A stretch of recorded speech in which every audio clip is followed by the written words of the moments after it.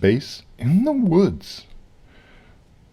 What a strange title. I wonder what are you thinking? What am I going to be talking about? Bass in the Woods. What could that be? Well, I'll tell you.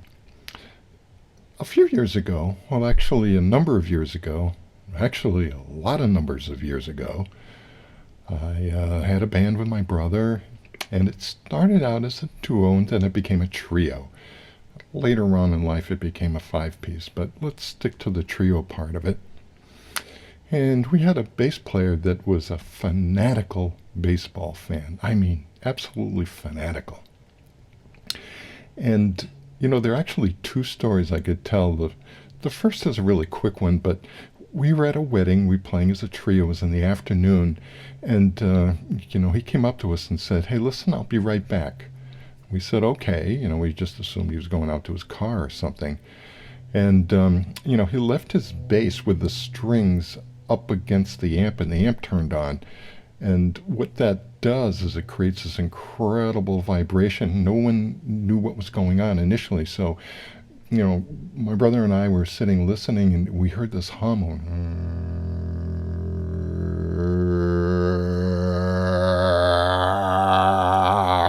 And we realized what was going on. The knucklehead. Anyway, we turned his amp off. Turned it down, so it wouldn't do that. And, it was typically like a 20-minute break, and like a half hour goes by, and he still's not back. We're going, what the heck is going on? He comes back an hour later, and the people are getting, what. They want to dance, dinner is over, etc. And we're like, we can start to play as a duo again, which we did. And then he shows up like an hour, 15 minutes later.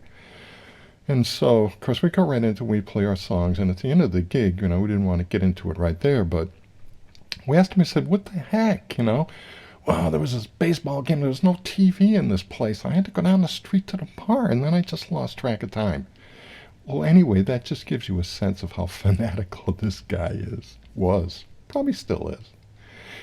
In any event, here's the rest of the story, as you know who might say. So it was opening day, and we're on the Cape, and he decides to go to the opening day game in Fenway Park, so good for him. Come to realize, he doesn't realize it yet, but he's driving down the Mid-Cape Highway, and all of a sudden he discovers or remembers that his bass is in the back seat. Now, he's driving like a 1962 Volkswagen Bug that doesn't lock, so he knows he's got to do something with his bass.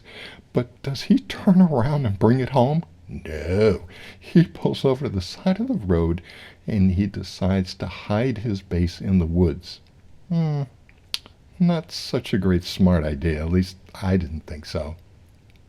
Anyway, off into the woods he goes. He hides his bass, jumps back into his VW Bug, and travels to Fenway Park for his opening day. Wow, I'm sure it was a fantastic game. But halfway through the game, it started to snow.